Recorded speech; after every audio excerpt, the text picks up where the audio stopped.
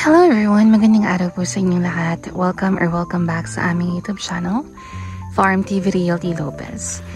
This is Luis, even one of your site locators today. At ngayong araw po ay nandito tayo sa bayan ng Pitogo, Quezon.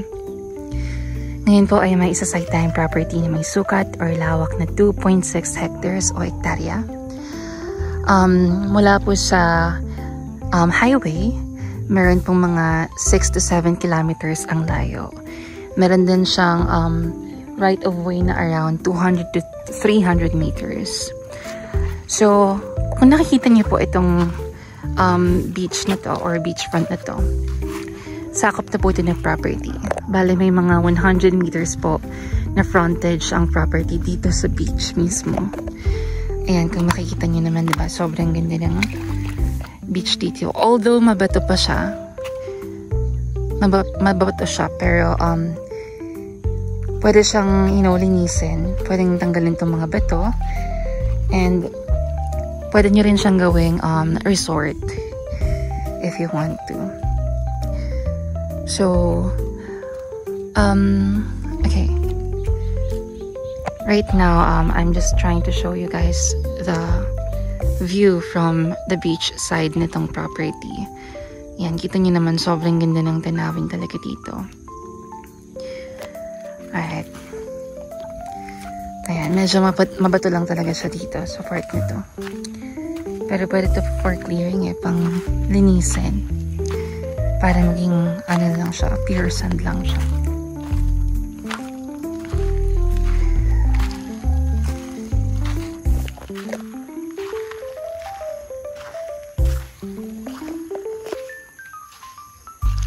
So, try nating puntahan yung ibang part ng property.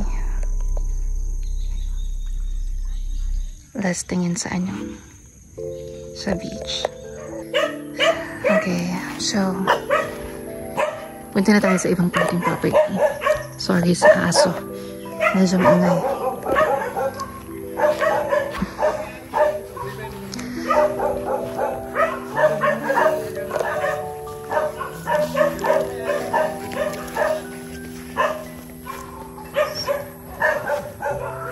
So, ang puno daw ng niyog is around 200 pa, more or less.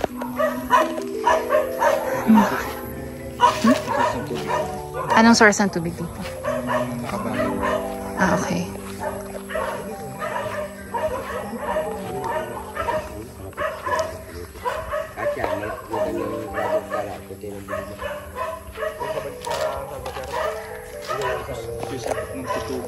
Pero mas malapit siya sa bayan ng Tunisa, 9 kilometers. Ah, okay. 6 kilometers tumula sa national. Okay. So, ito daw is, although this is in Pitogo, mas malapit daw siya sa bayan ng Unisan. Meron din siyang source of water doon sa may bandang bungad.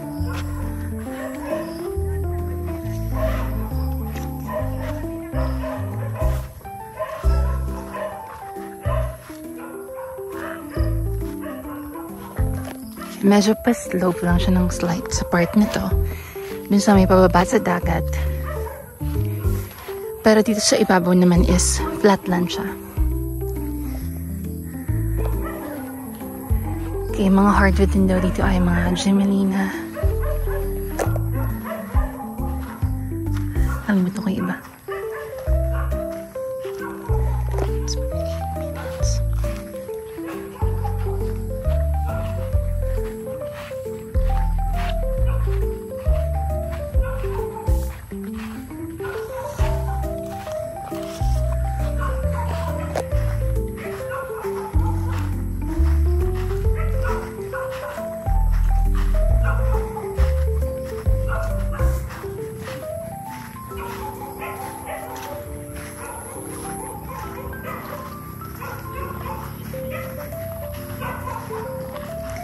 Medyo maingay yung aso. Pasensya na.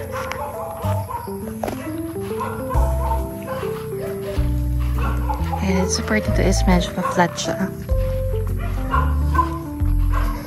May mga kawayan din. May source of electricity. Etong linya na to, no? Ito? Ah, dito.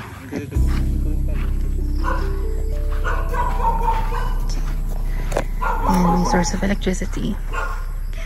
Yung source of water is ito. Ah, okay. Ayun yung source of water niya.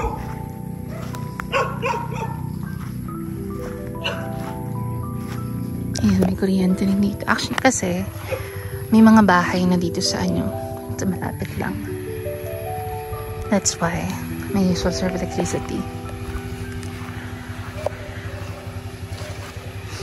Ayun yung maganda sa part ito kasi medyo dun sa mga bungad-bungad, civilized naman na. Marami ng mga bahay na nakatayo. Marami ng mga nakatira dito sa location na to.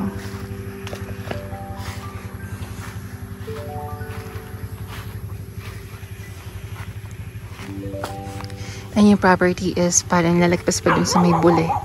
Sa may banda dun. Paikot pa ang property.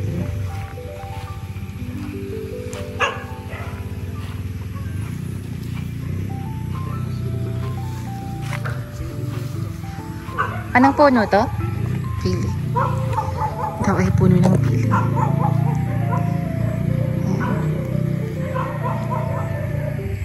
So, hindi ko tutuasan maganda yung property. Lalo na pag umaga. Gusto niyo mag-relax, gusto niyo magkape, and makakita ng magandang tanawin. Pwedeng-pwede siya dito. Pwedeng-pwedeng gawin dito.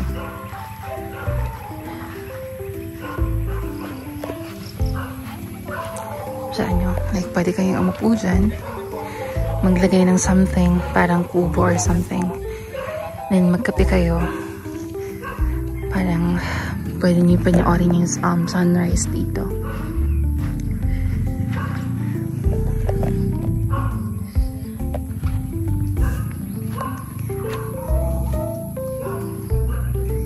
Ayan, may mga buli rin sa part nito. Again, may mga kawayan. Kuya, hanggang saan yung boundary na ito? Yung boundary po. Okay. Yun pero yung boundary niya sa may kabila ng buli. Although medyo matataas yung demo, so baka hindi ko na mapuntahan. Medyo pag na rin. At maghapon lang nagsasite. Ang daming mga bayabas dito. Siguro mga ligaw na bayabas lang. Pero ayun nga, sabi ko nga kanina, sa bungad ng property nito is civilized naman na siya. So, marami ng tao, marami ng nakatira. Actually, fiesta nga dito eh. Bukas daw. Ayun na ba, like, kahit dito naman tinang yung dagat. Ayan.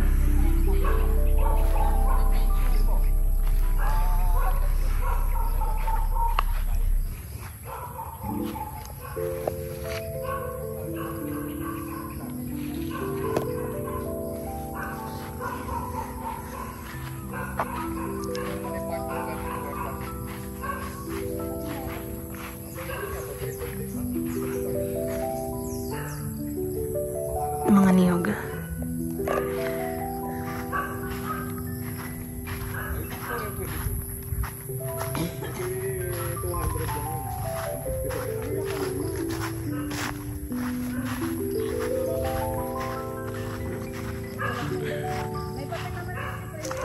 Again, ito ay puno ng pili or basyad.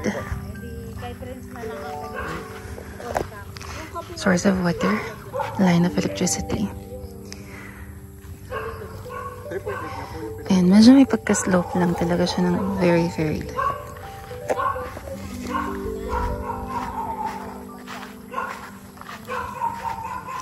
Again guys, pasensya na medyo maingay yung mga aso.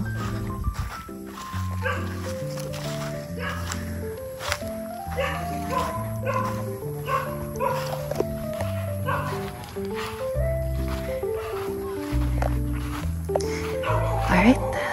Again po, thank you so much sa patuloy na panonood ng aming mga vlogs. If you have any questions, any inquiries, huwag niyo po kayong mahiyang tumawag or mag-message sa mga numbers na nasa itaas. Again, this is Luis Iba, one of your site locators today. Thank you so much and see you on our next vlogs. Bye!